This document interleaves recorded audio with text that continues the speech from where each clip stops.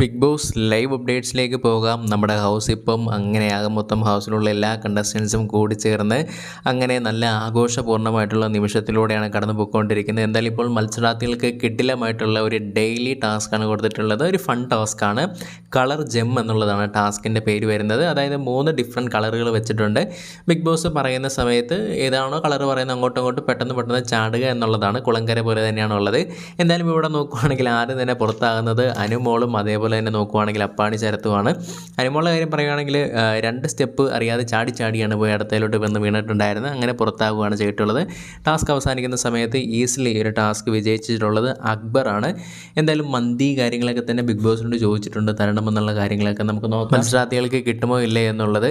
അതേപോലെ തന്നെ second last വരെ വന്ന് നിന്നിട്ടുള്ളത് സരികയാണ്. സരിക അത്യാവശ്യം നല്ല രീതിയിൽ തന്നെ കഷ്ടപ്പെടുന്നുണ്ടായിരുന്നു.